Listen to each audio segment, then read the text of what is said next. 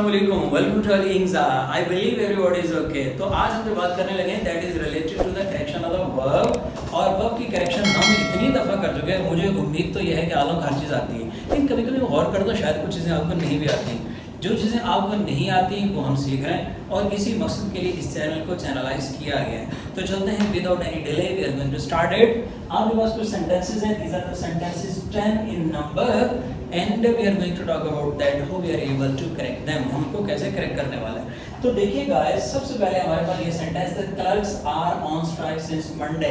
अब पता क्या, जब भी कोई सेंटेंसेस हमारे पास होते हैं तो उनके अंदर कुछ कीवर्ड्स होते हैं, उन कीवर्ड्स को देखने से पता चलता है whether that sentence is correct or incorrect। अगर तो इन कीवर्ड्स को आप लोग आइडेंटिफाई कर लो, ढूंढ लो, तलाश कर लो, पता कर लो कि हाँ ये वाले हैं, then it's very easy. Otherwise भाई थोड़ा प्रॉब्लम है। तो प्रॉब्लम के सॉल्यूशन के लिए तो हम मौजूद हैं। तो अब हम करते हैं जरा the clerks are on strike since Monday. आपने देखा कि we are applying since over here and Monday. तो जब किसी भी सेंटेंस के अंदर सिंस प्लस टाइम इस्तेमाल होता है तो हमें मालूम होना चाहिए वहाँ पर, यहाँ पर हम लगाते हैं हैज या हैव और साथ में बीन लगाकर प्रोग्रेसिव फॉर्म यानी आइंस वाली फॉर्म लगाई जाती है।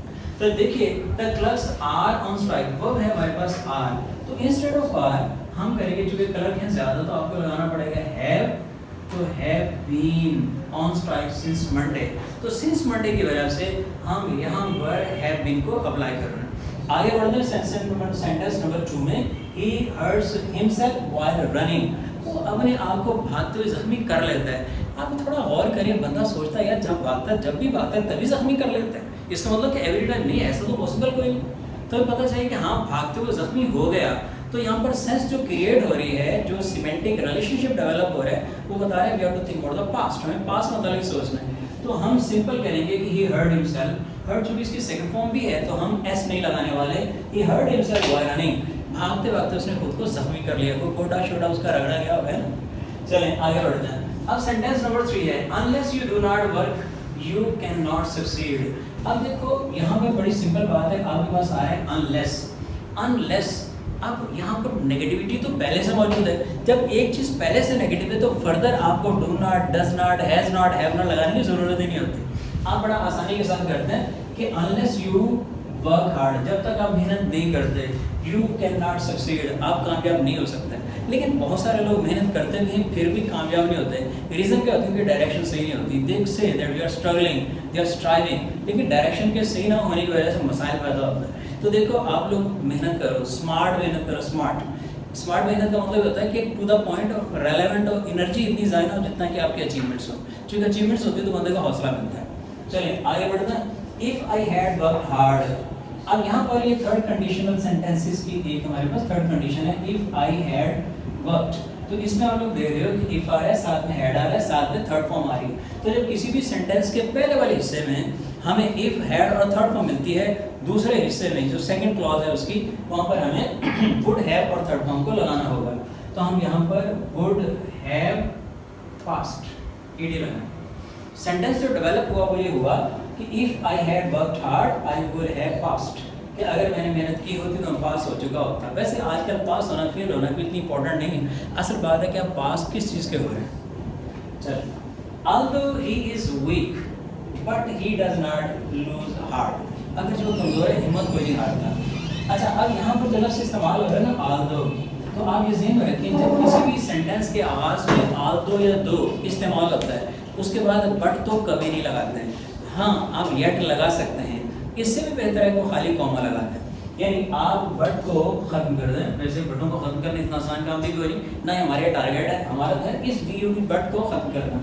तो although he is weak, आप यहाँ पर सिर्फ कॉमा इस्तेमाल करते हैं, although he is weak he does not lose heart। अगर आप कॉमा नहीं लगाना चाहते तो आप यहाँ पर बट की जगह पर yet लगा दें, कॉमा को हटा दें। अब सेंटेंस का बनेगा although he is weak yet he does not lose heart। हमें इस बात का पता चला कि जब भी आपके पास although या दो आता है हम बट नहीं लगाते, या तो yet लगाते हैं या खाली कॉमा लगाते हैं। जब कॉमा लगाते हैं तो yet या बट कुछ भी नहीं लगाते। आगे बढ़ना, they usually have gone to Karachi in summer।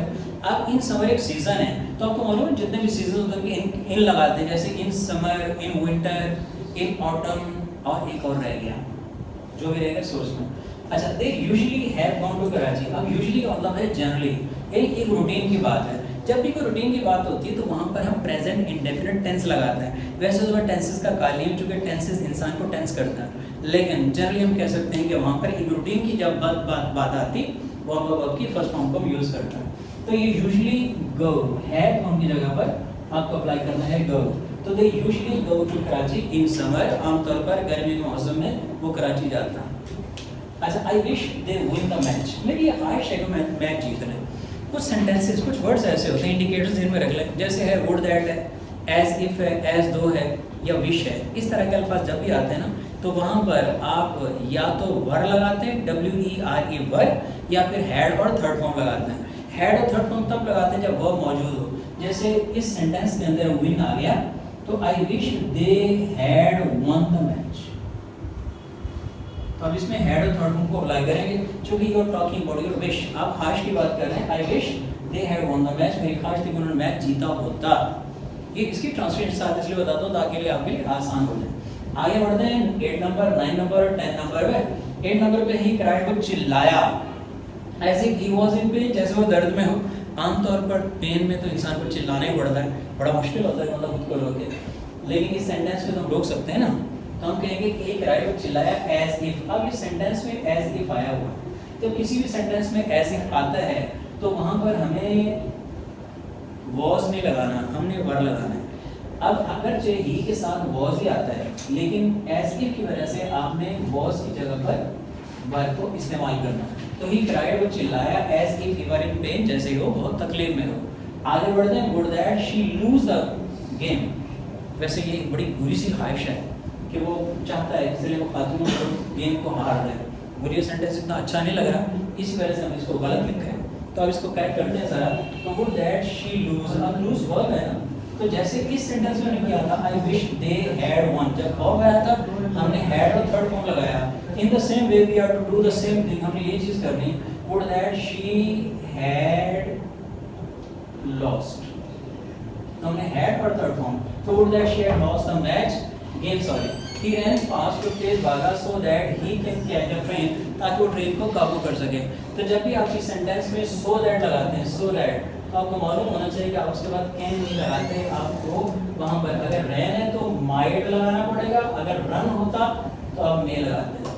तो he ran fast, वो तेज भागा, so that, ताकि he might catch a train, वो ट्रेन को काबू कर सके। अब आप लोगों ने इन सेंटेंसेस को काबू करना है, अपना ख्याल रखना। इस चैनल का भाई, अल्लाह हाफिज़।